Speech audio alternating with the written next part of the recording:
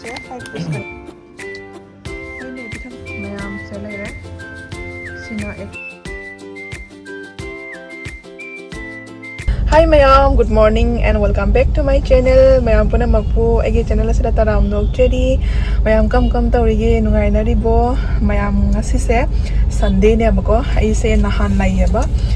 Doctor ki check up ma leirami adugi laktabi yadana ma lawwa lai bako. Ada ngasi Sunday ni na hayeng mo chatoi ni ko ibani hayeng chatoi ni. Hojiti basta journey to ba yada ba na isai gari puraga adum chatli ba mayam. Ada ngasi se weather se nong thi mangli to dai sathi na nungai bo weather se marang thang do nong churam me ba mayam aduna weather se nungai re ado ibani se hujik se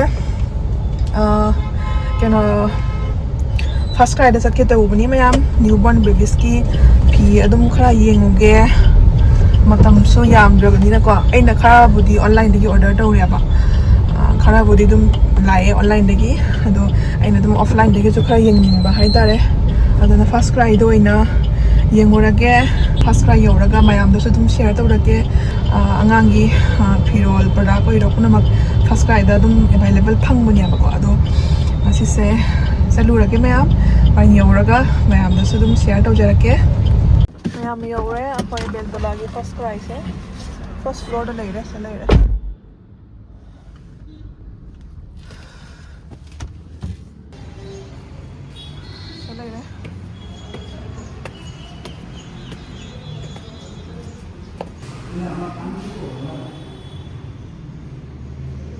first floor da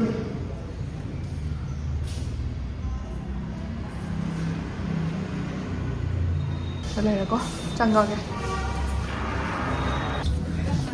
leire mayam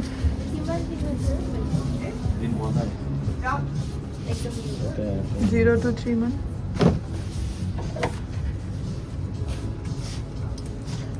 romper ase na romper sab romper to phajabani cotton o dekhabo romper se phajabani ei romper na pam se leire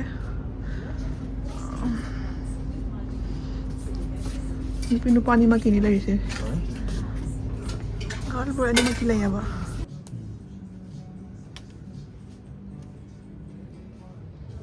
Sige lai ya mayam newborn ki rompa sing usidra. Sila nupi ke dare. Kena boys ki. Boleh boys ki nata ni. No. Nako.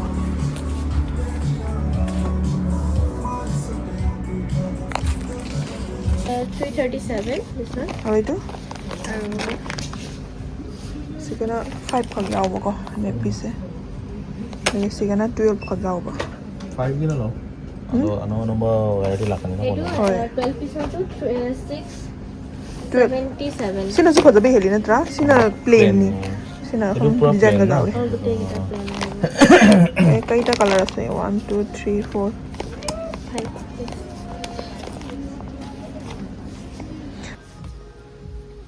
newborn ki ni ne si sauroi do si sauroi Ye wala?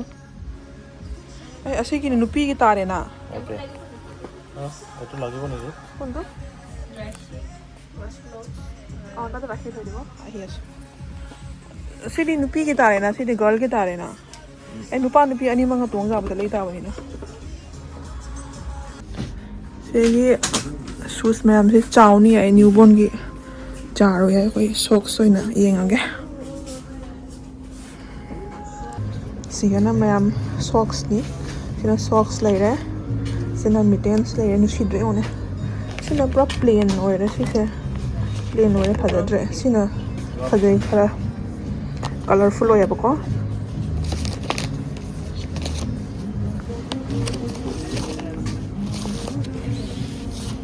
chalao ne size to eke hobo sob একে মানে বেলেগ বেলেগ আছে 0 to 3 আৰু preemie আছে preemie তো নিউবৰ্ণত হৈ যায় কিছুমান ডাঙৰে থাকে এইটো কিমান এজ তো লিখা নাই যে ইয়াতে এইটো প্ৰিমি হয় প্ৰিমি হ'লেও এইটো ডাঙৰ আছে আপোনাৰ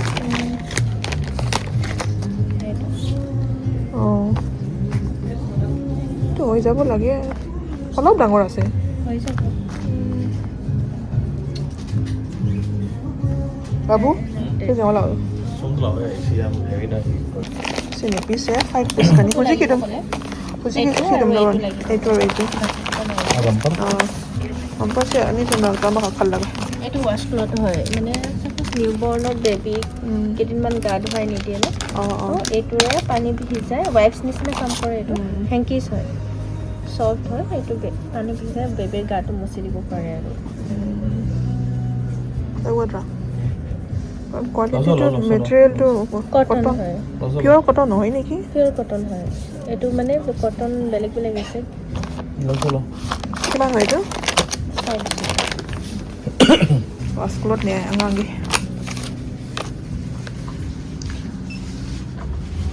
nipigi sina khajabe hili da nipigi phiron mayam sina ta jeung sila sonda sigana stroller leirey ang angi asigadi hujing mathau ta da kona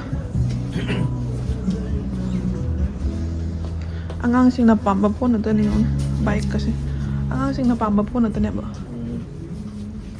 cycle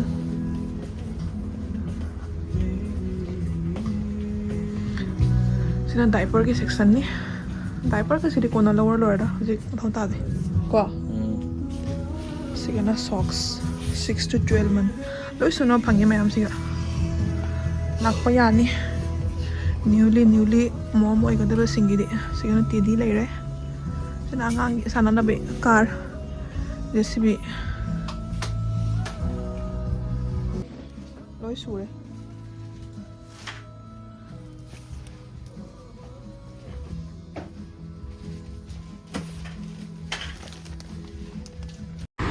mayam mogi se newborn babies ki phironi collection se khara wad leba moi se newborn ki se lak paga loi jibana ha leba adona khani matong da lakani hai ai se phi oina yengma lak pane ba ado rompar ga zablas ko budi khara budi le rami ado khara dum leirey ba mathau ta da ba kai kra nepi ko ba diaper ko budi loi phang ba ko ado phironi collection se newborn ki se lak paga loi jibana ha le ai khani matong da lakani ai adona yamna budi le selak tre ba ko adum mathau ta ba ama ani budi dum le sele ba ada siga lei sing se moi achoba size na tane ba 6 to 12 man 3 to 6 man adum aina ta hoya ba newborn gi di ilei le hode ba adona yamna budi leirak tre mayam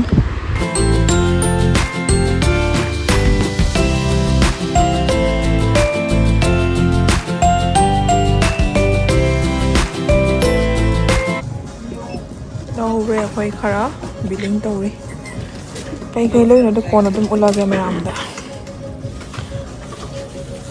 se muslim ne yam tang na warage se pura plain white ni na pamdre sangani abdam mayam bu dikse khoi first cry de ki thokle ado lunch matam yorabani na mapa ne ngasi de kinum dum cha ga ni yum da cha roi ga na mapa ne oina dum cha re mayam se leire sina egg fried rice na igini sina manchurian chicken manchurian pulao ga mai se kai na moklai chicken ko Doi di kayo roti so order toira. Ai di cold drink tharoi ma thakani duna salai re mai. Sa ani chicken ju haw da ma ne. Hawai so mu mai da ki chicken nen. Ai di dal makhani bu ma lo de han ba. Ai sina haw da ma re jo ma chu se. Mayam mujhe ko yum yore adong si aina first cry di le rak pa poche mayam se leirey asina langgot ni nepi do manga kha yaure ba moi set tu ga adai asina wash cloth akai mai mi te thona ba henki du mai ne ba jo thoga angangi mai mi te thok tu ne ba dedi rompar ma yaure adai di socks ka mittens ka khut ki maja do alu ma yaure se tani ko yung si leirey se yam di lerak tare adong asigi blog se matang asida dum messenger ke mayam next mo aina kai leirey khot le ba do ma ta dum share to jarake